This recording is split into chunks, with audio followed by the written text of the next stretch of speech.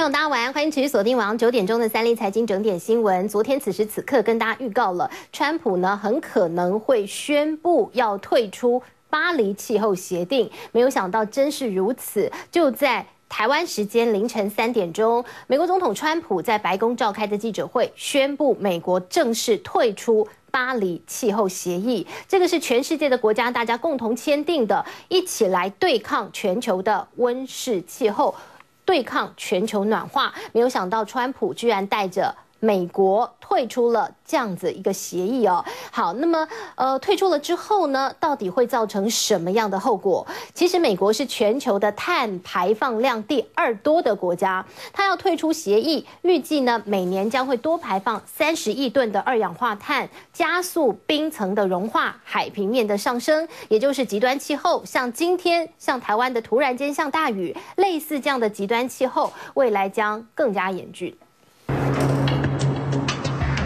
常常一道裂缝横亘整片冰原。美国太空总署最新发现，南极拉森冰架裂缝再度恶化，未来恐怕面临解体风险。但现在美国总统川普再助一臂之力。The United States will withdraw from the Paris Climate Accord. L'accord de Paris. 2015年12月达成的巴黎气候协定，目标让地球气温上升幅度和工业化之前相比不超过摄氏2度。如今川普宣布退出，法国总统马克宏可以用英文回唱川普的“让美国再度伟大 Make our planet great again”。行动艺术家于纽约时报广场在透明水缸里迅速冲水，希望唤起民众对海平面上升问题的重视。美国身为全球第2大碳排放国，退出巴黎协定可能导致每年额外多排30亿吨二氧化碳，将加速冰山融化、海平面上升，极端气候势必更加严重。The only countries not in it right now are Nicaragua and Syria. For the U.S. to leave and the president to be the only president in the world who doesn't believe in climate change.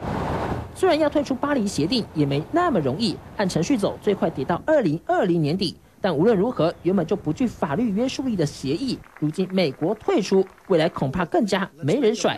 全球齐心对抗暖化，终究沦为空话。三立新闻上头报道。好，美国总统川普决定要退出巴黎气候协定，那么他透过半个小时的演说内容澄清，他并不是不重视暖化问题，而是他认为巴黎协议的内容对美国不公平。不过他说他也愿意立刻重新展开谈判，如果有可以对美国公平的协议内容，他也愿意重新回到巴黎协议当中。我们来听听川普他的演说内容。On these issues and so many more, we're following through on our commitments, and I don't want anything to get in our way. I am fighting every day for the great people of this country. Therefore, in order to fulfill my solemn duty to protect America and its citizens, the United States will withdraw from the Paris Climate Accord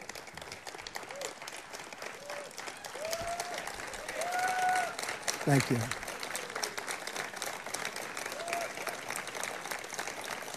Thank you. But begin negotiations to re-enter either the Paris Accord or in really entirely new transaction on terms that are fair to the United States, its businesses, its workers, its people, its taxpayers. So we're getting out, but we will start to negotiate, and we will see if we can make a deal that's fair. And if we can, that's great. And if we can't, that's fine. As president, I can put no other consideration before the well-being of American citizens. The Paris Climate Accord is simply the latest example of Washington entering into an agreement that disadvantages the United States to the exclusive benefit of other countries, leaving American workers, who I love, and taxpayers to absorb the cost in terms of lost jobs, lower wages, shuttered factories, and vastly diminished economic production. Thus, as of today, the United States will cease all implementation of the non-binding Paris Accord and the draconian financial and economic burdens the agreement imposes on our country. This includes ending the implementation of the nationally determined contribution and, very importantly, the Green Climate Fund, which is costing the United States a vast fortune. Compliance with the terms of the Paris Accord and the onerous energy restrictions that is placed on the United States could cost America as much as 2.7 million lost jobs by 2025, according to the National Economic Research Associates. This includes 440,000 fewer manufacturing jobs, not what we need. Believe me, this is not what we need, including automobile jobs, and the further decimation of vital American industries on which countless communities rely.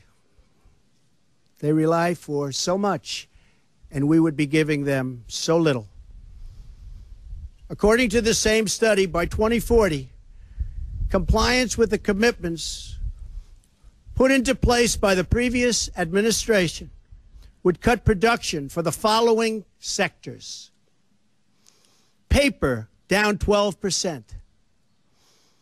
Cement, down 23%. Iron and steel, down 38%. Coal, and I happen to love the coal miners, down 86%. Natural gas, down 31%.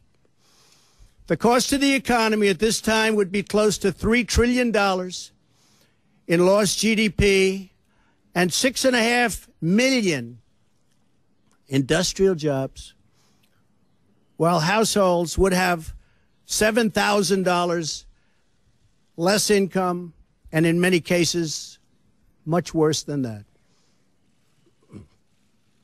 Not only does this deal subject our citizens to harsh economic restrictions, it fails to live up to our environmental ideals. As someone who cares deeply about the environment, which I do, I cannot in good conscience support a deal that punishes the United States, which is what it does. The world's leader in environmental protection, while imposing no meaningful obligations on the world's leading polluters. For example, under the agreement, China will be able to increase these emissions by a staggering number of years, 13. They can do whatever they want for 13 years, not us. India makes its participation contingent on receiving billions and billions and billions of dollars in foreign aid from developed countries. There are many other examples, but the bottom line is that the Paris Accord is very unfair at the highest level to the United States. This agreement is less about the climate and more about other countries gaining a financial advantage over the United States. The rest of the world applauded when we signed the Paris Agreement. They went wild. They were so happy.